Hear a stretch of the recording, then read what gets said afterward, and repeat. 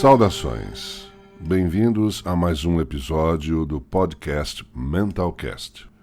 O tema de hoje é o homem artificial. Vamos refletindo. Desde que o homem é homem, a criação de artifícios para seu uso o caracterizou como humano. Quando arqueólogos encontram restos fossilizados de um suposto acampamento humano, o que fecha o diagnóstico é o achado de artefatos, tipo pontas de flecha, lâminas de pedra lascada, etc. O homem é homem se produz artifícios. Isso é o impulso vital. Sempre soube que, sem alguma técnica, não haveria sobrevivência. Então, desde o primeiro galho de árvore, como cajado ou cabo de uma arma, até o que você consegue imaginar de dispositivo nos dias de hoje, o homem se caracterizou por criar, tecnicamente, artefatos para o seu uso direto ou indireto, como uma extensão de si mesmo, compensatória aos seus limites naturais. Homo artificialis, então, se posta ao lado de Homo sapiens, Homo faber, Homo ludens, Homo symbólicos e algum outro adjetivo esquecido. O que quero trazer para a discussão é o nosso momento sobre a tecnologia atual e seu arsenal incalculável de recursos que nos levou a patamares sobre-humanos ou pós-humanos. E a onda não parou e não vai parar. Os mitos da árvore do conhecimento no paraíso e da Torre de Babel, na tradição bíblica, e de Prometeu e Ícaro, na mitologia grega, parecem não ter mais força de referência aos limites do homem. A questão é que alguns poucos inventam tecnologia de vanguarda e a grande massa usufrui em um consumo alienado. Basta apertar um botão ou deslizar para cima e tudo se apresenta feito lâmpada de Aladim. Sempre houve necessidade da técnica e da tecnologia, esta depois do assentamento do conhecimento científico na cultura. Mas atualmente a parafernália tecnológica ultrapassou o limite de absorção para o ser humano. Resta então apertar o botão e deslizar para cima. A tecnologia alterou nosso mundo a ponto de não mais podermos viver sem ela. Estamos sob o reinado dos algoritmos. A eletricidade e seus derivados, até a informática com a computação quântica e o advento do metaverso, oferecem um mundo com mais velocidade de informação, mobilidade virtual, simultaneidade, o fim da barreira espaço-tempo. Ganhamos com tudo isso, ok, mas o que perdemos? A tecnologia invadiu dimensões concretas, modificando geneticamente gêneros alimentícios para resistir às pragas, arquitetando moléculas novas que não havia na natureza para uso medicinal e industrial, e nos deu uma profusão de órteses e próteses, desde a coroa dentária até marca-passos, e quadris e corações artificiais. Não há o que reclamar, mas o que perdemos com isso?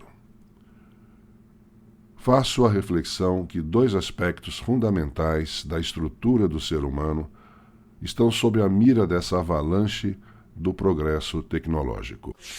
Vamos refletindo. São os aspectos ontológico e ético. O aspecto ontológico aborda a questão da natureza mesma do ser humano, sua existência e seu significado. E o aspecto ético aborda as relações do ser humano com o mundo. É possível, atualmente, desconectar o homem da tecnologia que o sustenta? É possível considerar a relação do homem com o mundo sem a intermediação com a tecnologia que o estende? As questões e os aspectos se imbricam. A tecnologia nos dias de hoje nos levou sedutoramente em direção a uma ultra-objetividade. Os valores agora estão voltados para o utilitarismo, e o consumo imediato. Toda a novidade é bem-vinda e descartada em seguida. Obsolescência planejada. O sistema se aprontou para funcionar como uma cornucópia de novos dispositivos e artefatos. Necessidades são criadas, o ritmo não para, sem folga. No reino da tecnopólio, a eficiência é o valor maior. Tudo deve ser planejado e executado racionalmente para a otimização de algum processo. Nessa corrente de pensamento, o sentido da vida passa a depender do conhecimento técnico, e a educação antes formadora converte-se em uma incessante aquisição de habilidades fugazes. No campo da informação, a enxurrada é violenta.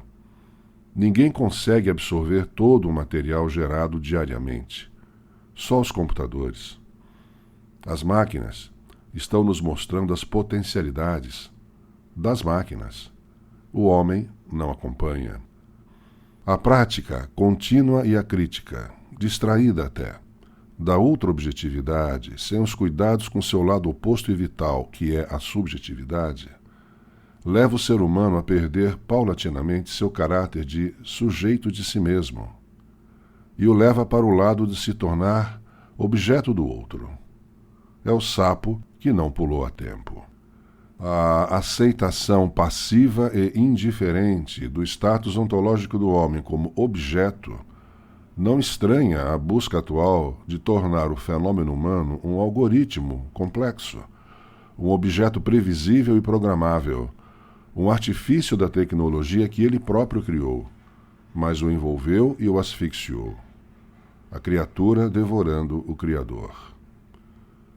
Ainda mais, a tendência e a preferência pelos recursos da comunicação virtual são um atestado da objetalização do ser humano.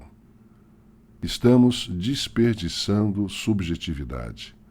Ao praticarmos contatos não presenciais, realizamos uma descaracterização de um dos atributos que muito nos define, como humanos, que é o contato próximo e afetuoso, o olho no olho, a cumplicidade.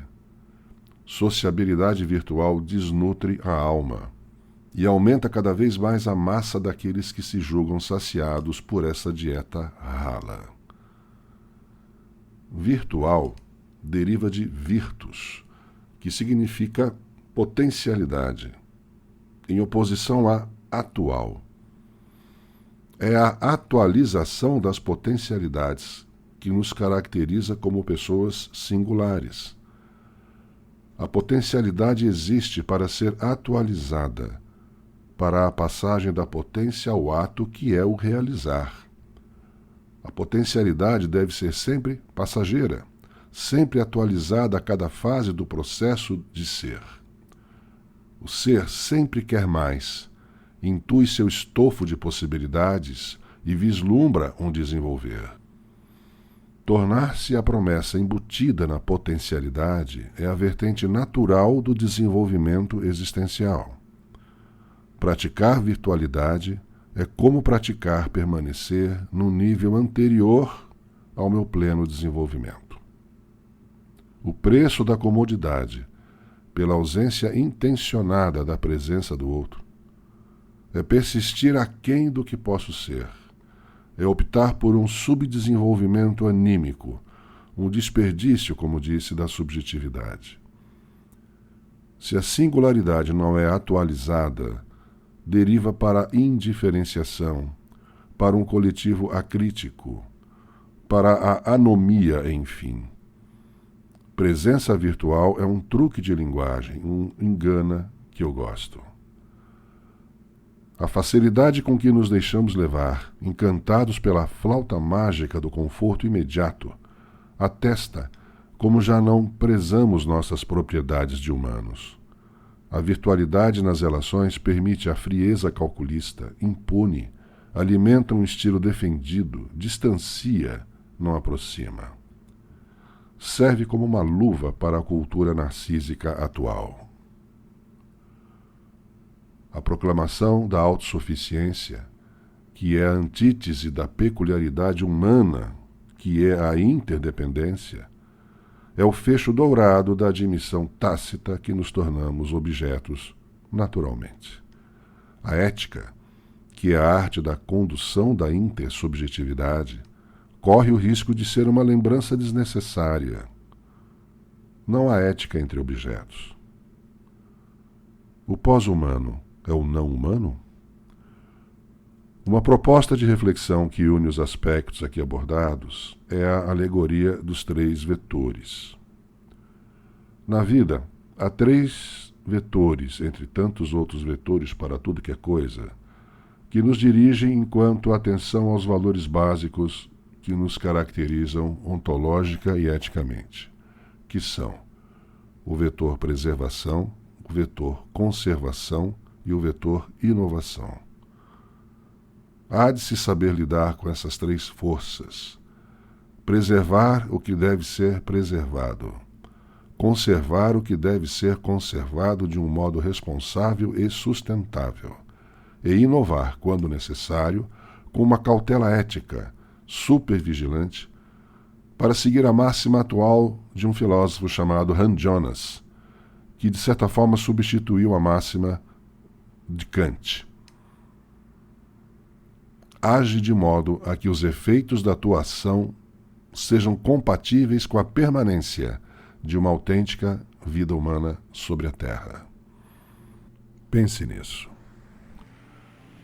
E você que trabalha com gestão de pessoas e recursos humanos e está interessado em refletir sobre o universo de trabalho pelo qual é responsável e gostaria de entrar em contato comigo, seja bem-vindo.